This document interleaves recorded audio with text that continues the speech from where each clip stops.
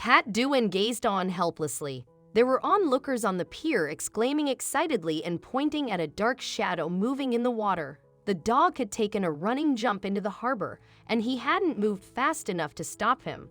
He watched the dog with a feeling of dread as he pedaled his legs faster.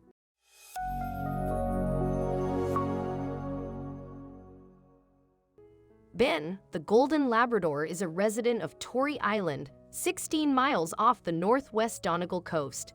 His owner, Pat Dewan, a local hotelier, tries to keep him contained, but to no avail. Ben's favorite pastime in the world is to frolic on the beach and swim in the cool waves. Pat is increasingly aware of the danger as an unexpected visitor starts to frequent the harbor. The lifeless body of a bottlenose dolphin washed up onto shore at the same time another animal was spotted in the harbor. Tourists and locals alike gathered almost daily to watch the dark fin cut the surface of the slate-colored waves. The watery creature seemed to have become a permanent resident of the Tory Island harbor. Ben the Labrador's favorite pastime was becoming increasingly dangerous, and Pat, as well as the locals, were becoming concerned with his safety. Ben wasn't a young dog anymore, and the tide and currents in the ocean were tiring his legs more easily than ever before. Although he was a strong swimmer, he didn't seem to know his limitations. One day the danger was evident for all to see. When Ben tore across the beach and launched himself into the ocean that day, he was acting like a rambunctious puppy. He swam out further than usual, and he began to visibly tire. He slowed as he tried to fight the ebb and flow of the undercurrent. Pat watched in worry, trying to search for the yellow speck that was his dog in the enormous harbor. Ben. Pat yelled with relief as he spotted his dog's yellow head appear again from beneath the choppy gray waves. He seemed to be gaining traction against the current and was using the tide to push himself back to the safety of the shore. A crowd had gathered on the opposite side of the harbor, and now they started waving frantically. They had a better vantage point to see what was gliding in Ben's wake. The dark shadow was visible just beneath the surface of the water, and it started its effortless trajectory towards Ben the Labrador. Ben was swimming powerfully now, with each pump of his doggy legs creating a white splash of froth in the water. But he was weakening with each stroke, and he was no match for an animal designed for hunting its prey in the waves. Pat saw it and froze.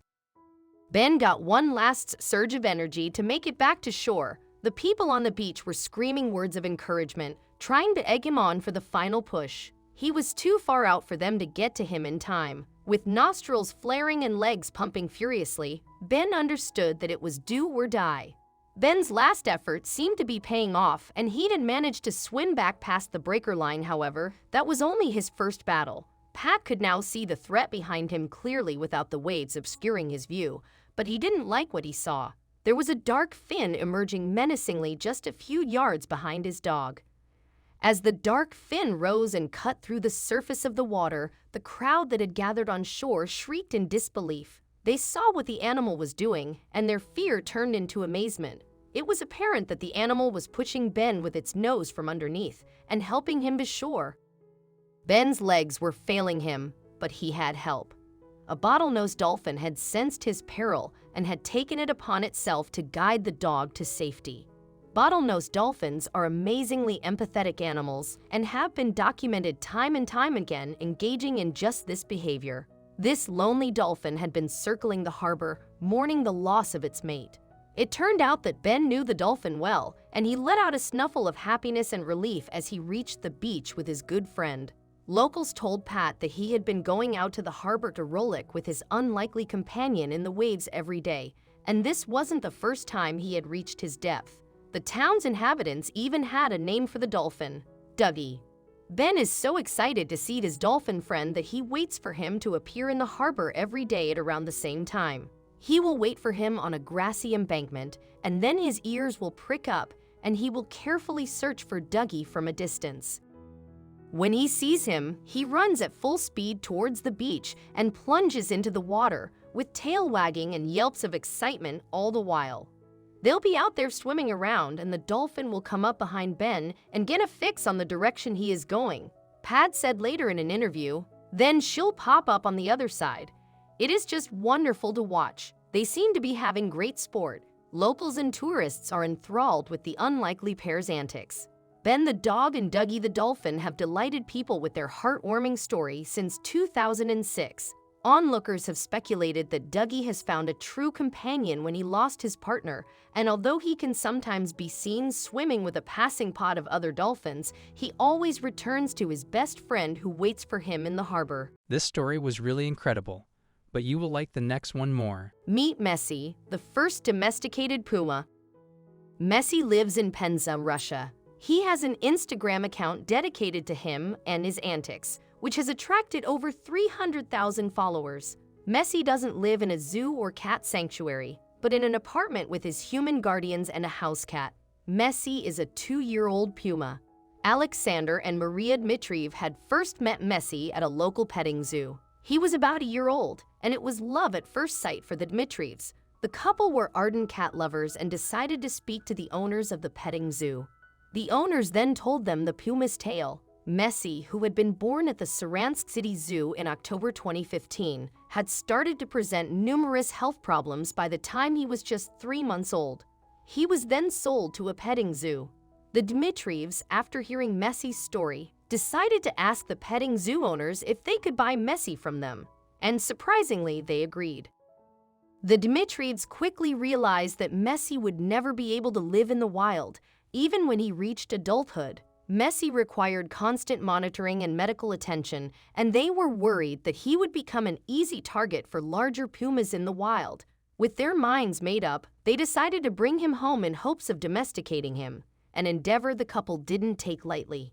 Alexander and Maria, after conducting some research, remodeled an entire room in their apartment to meet Messi's every need. The walls were lined with bamboo, and there was even a tree in one corner with a comfortable hidey hole in its trunk. Every door jamb was converted into a scratching post, and an entire wall was dedicated to a large mirror so that Messi would have some mental stimulation. But Messi's living quarters proved to be just one challenge. Unfortunately, Messi also suffered from chronic cystitis, so he had to urinate often. The Dmitrievs put a stool by the bathtub so that he could climb into it and use it as his litter tray, and eventually, they managed to house train him. He now goes for walks twice a day in the morning and evening to do his business. Now it was time to address his other health issues. Messi also suffers from rickets and muscular atrophy, which is probably due to neglect when he was a cub. The Dmitrievs are careful to administer vitamin supplements, and they also took him on short walks to build his muscles and strengthen his bones. They gradually increased the distance he walked each day, but then his old fractures started to make him limp again. The couple knew it was time for a change of strategy. The Dmitrievs were committed to keeping Messi fit and active, so they searched for a wild animal handler to train him, but everyone refused. Then one bobcat trainer agreed to help. The trainer began by training Messi one-on-one at first, then he took him to a dog training school to attend classes. Messi proved to be rather intelligent, and he learned the basic commands quickly. At home, things started to improve too. Messi started to open up and warm to the Dmitrievs, becoming more and more affectionate. Like a house cat, it turned out that he loves to be petted and cuddled. He is also playful, and even though his sharp claws could be dangerous, he soon learned to sheath them when he played, and he also learned not to bite. But someone was less than thrilled to have him there. The Dmitrievs also had a 6-year-old Sphynx cat named Kira. When the couple first brought Messi home, he immediately wanted to play with her. But Kira wasn't interested and lashed out at the puma with her claws and hissed. She still hasn't warmed to the stranger in her home, but Messi keeps on trying. Messi may seem like a domestic cat, but he does have some special needs. Alexander and Maria did extensive research to find out what nutrients a big cat like Messi needs. They knew he couldn't eat cat food or human food. They feed him a diet of strictly raw meat and have been diligent to ensure that Messi has the best life they can give him. But that doesn't mean they don't have critics.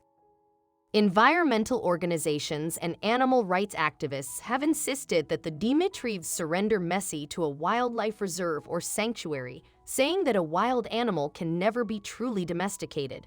They also say that Messi could pose a dangerous threat, as well as encourage the illegal wildlife trade. But Alexander and Maria remain steadfast in their belief that they are doing the right thing. The Dmitrievs beg to differ from naysayers and believe that Messi's is a unique situation. Messi would not be able to live in the wild or even a protected sanctuary due to his health issues.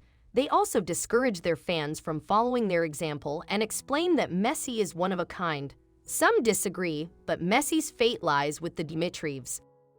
Russian animal welfare laws are extremely limited and only address intentional death or injury to animals. No laws regulate exotic or wild animal ownership, so the Dmitrievs are within the law to continue keeping them. The controversy may rage, but Messi's fame continues to rise.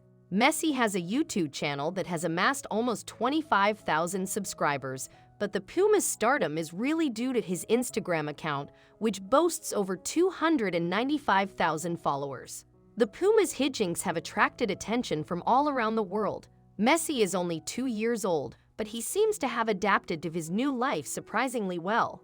He seems to love his new domestic life with Alexander and Maria, and it is evident that he loves them just as much as they love him.